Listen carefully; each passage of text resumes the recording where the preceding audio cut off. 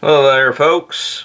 Pliskin by 51mm, and tonight I'm doing a video. This is more of a story rather than it is anything information-wise. It's more of a story that I happened upon, and I'm just going to impart some of my own opinions on it, on this little argument I happened to witness on YouTube. I think it's been over a year ago now. It was back like in February of 2019. It may have been in the later stages of 2018. But it's been a while, but at the same time it really hasn't. I remember that it happened, and I remember that I had read quite a bit of it. I myself wasn't involved in the argument, but I happened to be a viewer of it in the comments section of a video. I forget what the video was about, but I remember this argument very vividly down in the comment section below.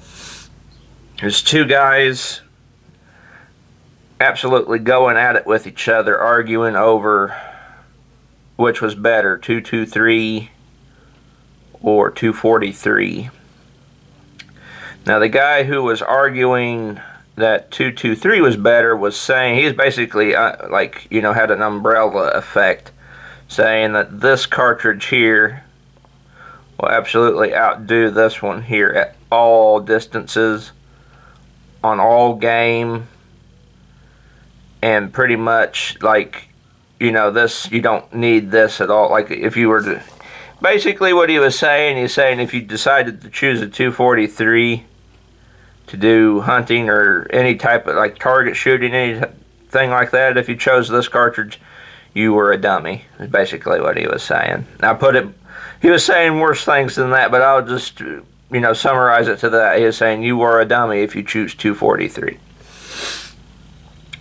And he was saying that 5.56 223 is the king of the animal kingdom in the cartridge world, and that nothing can beat it ever. Well, as you guys can see clearly before the camera here, I have both 243 and 223, and both of them are reloads. Neither one of them are factory loads. But for my AR-15 DPMS Oracle, the one on the left, 223, is a Dillon reload that's sporting a 52 grain hollow point spear bullet and 24.9 grains of benchmark powder. Alright, and then over here, the right, 243, is a reload that's sporting a Sierra 80 grain Blitz bullet and is running IMR 4064, 38.3 grains of IMR 4064. So already out the gate, 243 has a much bigger bullet and a lot more power, a lot more horsepower back here in the brass. It's a 6mm bullet put in a 308 case.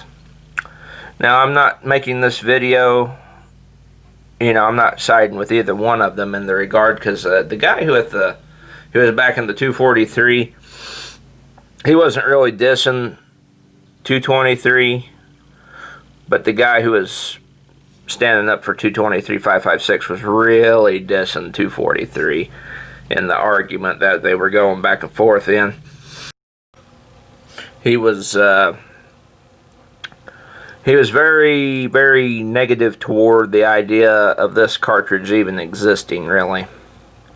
Now, like I said, as you can see, I have both of them, and I have been out before, and I've had both my Remington 700 ADL 243, and when I had it still, my H&R 223 break open rifle. I had both of them out back to back, and they're both great cartridges, both shoot really well, but they both have their place. Like, for example, I could hunt coyotes and small game with 223. I'm not going to say 5.56. I want to. It was on the tip of my tongue. You can't really use 5.56 for hunting, but I can use 223 for smaller game like coyotes and pig. Well, you could use 243 on pig too. I've seen guys shoot pigs with 243, but this is a good small game cartridge. It's very fast, and when it gets there and does its job, it does its job good, and it really puts the hurt to whatever you're shooting at. 243, on the other hand, being bigger, shooting a much bigger bullet, and having a lot more powder, is a little bit more flexible. You can shoot bigger game. You can shoot white-tailed deer, pigs. You can hunt coyotes with it. It's pretty good for that. And I think you probably, I'm not going to say with absolute certainty, but you could probably kill moose or elk with this cartridge. Given the distance being, like, better bullet, probably a heavier bullet, like a flex tip or a hollow point, and being at a closer range, like say maybe 200 yards or so on an elk or a moose, you could probably put the hurt to a moose with 243. I don't know, I've never hunted moose, but I'm sure that's a cartridge you could do it with. And you could probably hunt several other animals I can't think of right now off the top of my head. But the whole thing of, like,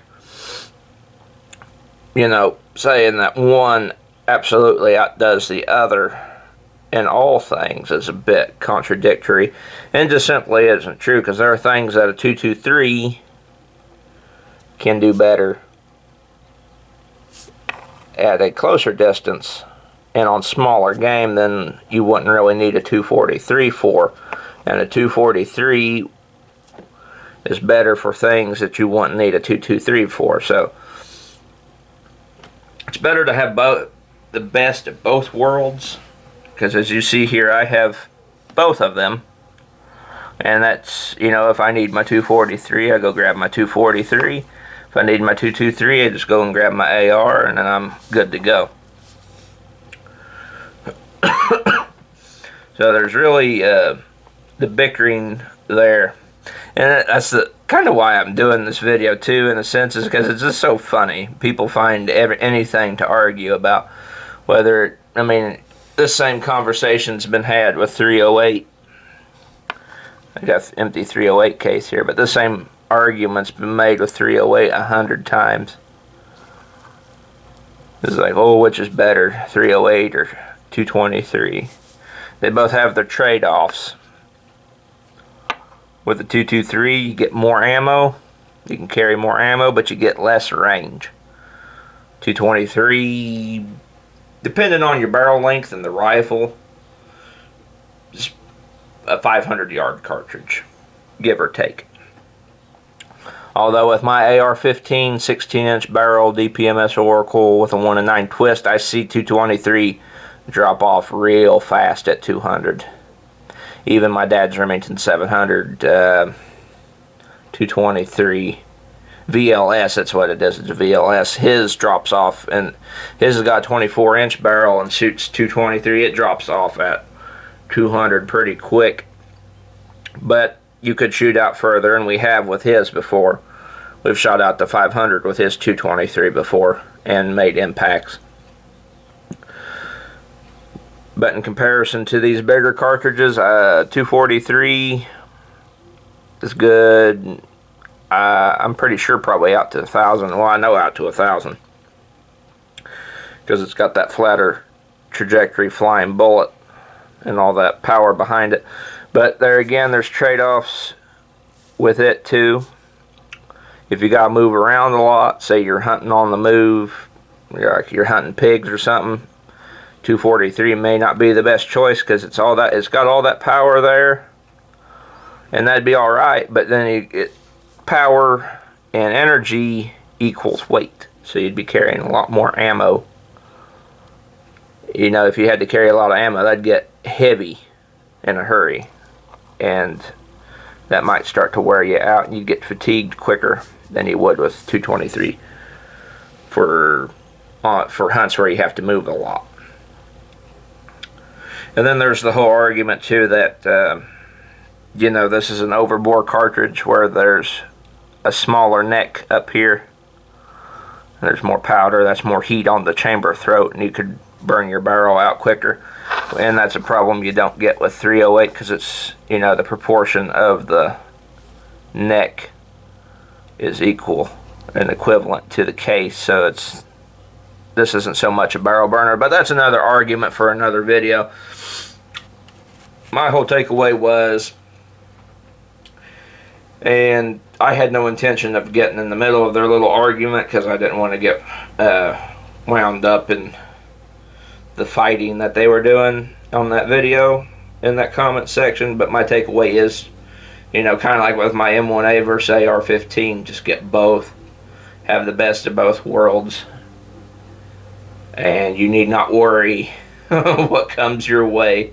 If you need something lighter that doesn't have as much energy, like you don't need to shoot as far, you know, have your 223, you can shoot up close and, you know, have a faster small bullet for small game. But if you need to hit out further, have more energy and more range, grab your 243, which would be my Remington 700 ADL. You know, just get both of them and need not worry. But I guess with all things, people just they like to fight and argue, which is all right too, because it's entertaining to those of us who would much rather have both. Well, anyway, guys, I'll see you all in the next video. I need to upload that knife throwing video next, part 2. I got part 2 to upload still. And I've got a few more range videos. We're supposed to go back out to the range again this week, hopefully. We got a mow tomorrow. If we go out to the range again, I'm taking the AR-15 and maybe my 243, and we'll see what the chronograph reads with them on their muzzle velocities for the reloads. Well, anyway, I'll see you all in the next video.